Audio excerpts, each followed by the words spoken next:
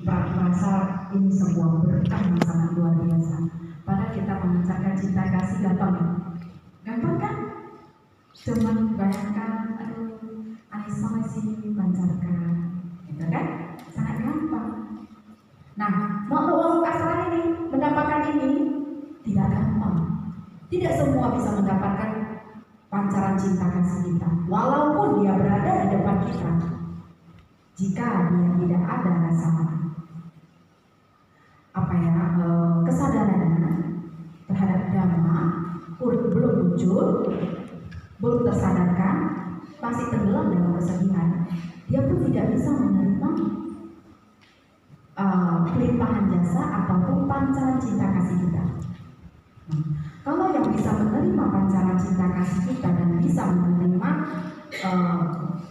pelimpahan jasa kita, berarti makhluk astral ini sudah sangat paham dengan dhamma dan sudah tercerahkan. Istilahnya sudah mau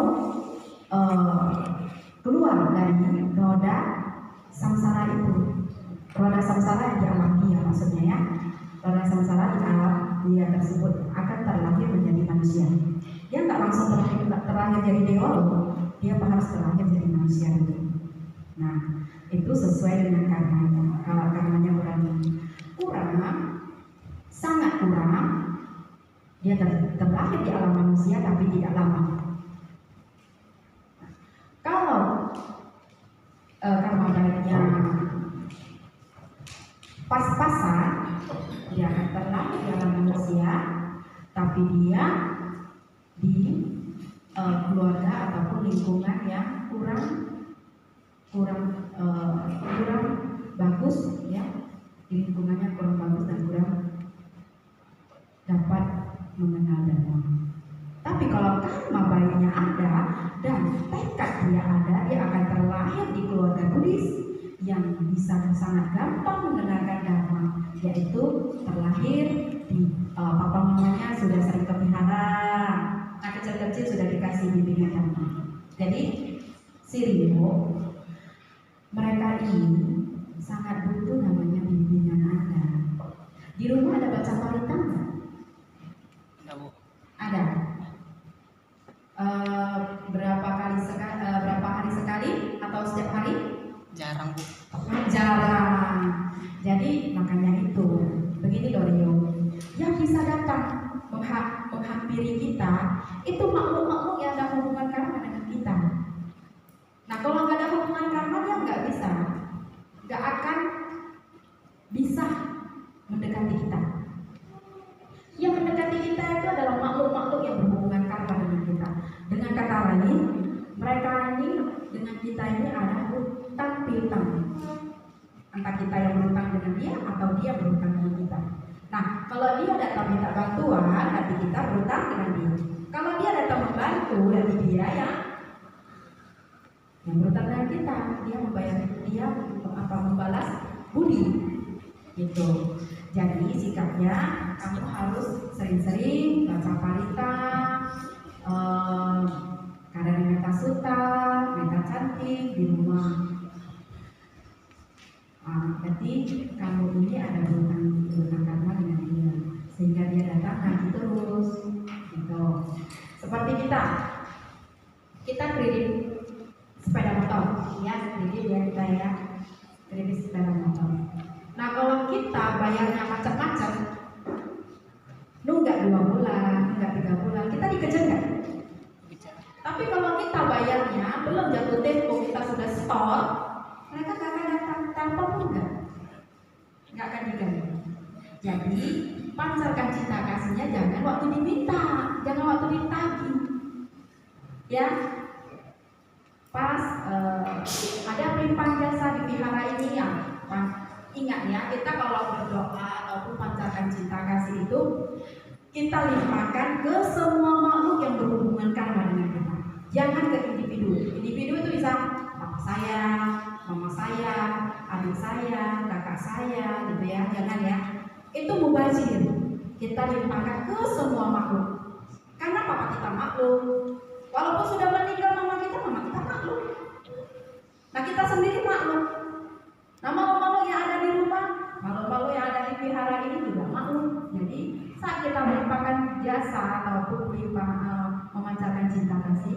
ditujukan ke semua makhluk. Jadi kalau kita sudah bayar, sebelum jatuh tempo, dia tidak akan datang ke kita. Ya, rajin-rajin di rumah kalau nggak sempat baca panitia yang panjang-panjang, boleh hanya nyepol mantra Namo Amitobo, Namo观世音 Pusat, ataupun lebih singkat lagi Buddho, meditasi meta bawana. Meditasi meta bawana di rumah, kalau nggak ada rumah Buddha nggak apa-apa, boleh meditasi meta bawana, karena Buddha kan ada di dalam batin kita. Ya, meditasi meta bawana, kembangkan cinta kasih, pancarkan ke mereka semua setiap hari. Ya, jadi jangan, oh ini si Rio kalau nggak ditagi nggak pancarkan cinta. Jadi harus di apa dulu, harus dikasih sinyal dulu. Nanti entah aroma terapi muncul, ya kan? Ataupun sinyal bulu-bulu berlinding, ya kan? Cangkokun, ya kan? Nah, ataupun ada angin segar yang datang. Jangan tunggu sampai begitu. Jadi Rio, nggak usah takut. Mereka itu bukannya datang seperti tamu datang ke rumah itu, bukan.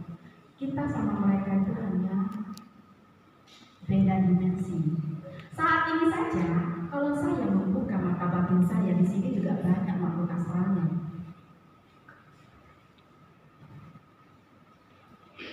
Jadi jangan ada pikiran ini wihara, tempat suci, tidak ada makhluk astral, nggak mungkin ukui lah, pokoknya ukui lah wihara, punya muci aja mana ukui, ya kan? Bukan seperti itu. Jadi makhluk astral itu dimanapun ada. Saat ini kamu duduk di samping mungkin ada. Nah, ada makhluknya itu yang sedang pegang handphone. Nah, jadi jangan takut. Dimanapun ada makhluk, di mana saja. Karena kita hanya beda dimensi saja. Nah, contohnya dimensi ini ada kalanya energi alam ini ada kalanya dia agak sedikit kacau di saat perubahan alam. Apa itu perubahan alam? Perubahan alam itu sebagai contoh dari yang gelap ke terang, dari terang ke gelap. Nah, sebab itulah orang tua zaman dulu suka bilang kalau maghrib jangan kemana-mana. Nah, itu energi alam sedang kacau, sehingga dimensi itu sedikit kacau, sehingga mereka terkadang bisa semakin dekat dengan kita. Nah, jadi bukan maghribnya yang salah. Jadi kalau kita negatif, kita bisa menariknya. Tapi kalau kita positif, dia tidak akan datang. Pancarkan saja mental. Jadi kemanapun Anda, pancarkan mental, Anda selamat. Saya di tempat gudang, bukan ya, pabrik yang sudah lama ditinggal lama, sudah sangat angker. Saya masuk ke dalam. Nah, waktu pabrik ini aktif saja, itu makhluk astralnya udah banyak mengganggu orang kerja. Nah, karena mengganggu itu kan banyak orang yang nggak mau kerja dengan dia, sehingga dia tutup. Tapi di sana saya tidak ada niat untuk mengganggu dia dan menyakitinya. Saya berniat ingin menolong. Jadi mereka lega. Jadi kalau kita ke rumah tetangga, kita bawa tangga, nggak mungkin kita nggak usir, ya kan? Jadi kita bawa cinta kasih untuk menghadapi mereka ini. Jadi mereka pun bisa merasakan cinta kasih kita, mereka pun doa. Makhluk astral ini lebih gimana ya? Lebih baik daripada manusia. Kenapa saya bilang begitu? Karena makhluk astral tidak bisa lain di mulut, lain di hati.